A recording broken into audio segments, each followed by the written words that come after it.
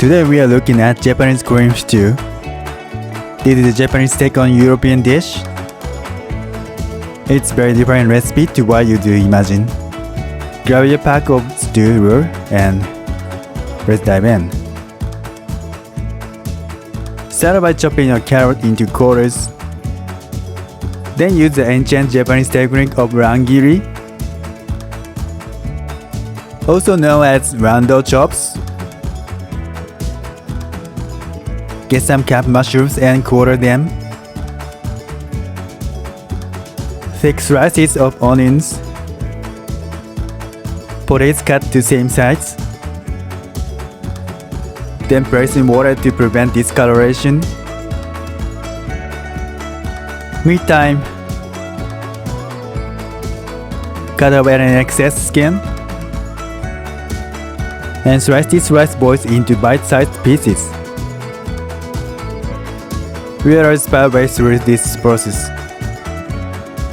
that you don't need that skin on and cut it off. Get up on knives and peel it off with your bare hands. Prep down lots. Chuck your meat in. Make a nice bath for it and bubble away. Take this time to reflect because self-care. Fry off the carrots in batter because we all need to clog our arteries. Check in the mashes and give it a toss. Introduce a meat bath pot from before. Magic in some onions in the pot and potates. Casserole mixity mix.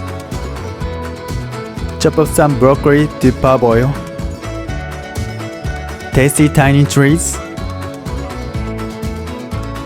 Into bath with salt. Stab to assert dominance. Now it's time for the from a packet brewer. Check about half a box in and mixy mix. Make sure everyone's getting to know each other.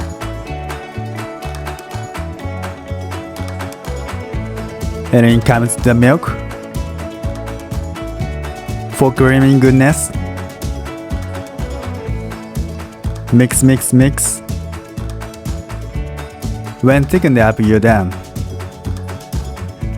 Thumbnail close up. Today's alcohol drink is Melon Soda Sour. To keep on theme, looks Western luxury Japanese. We are ready for a taste test. Magic in bread, bread dip and itadakimasu. Oishii. Chock full of nutrients but creamy as hell.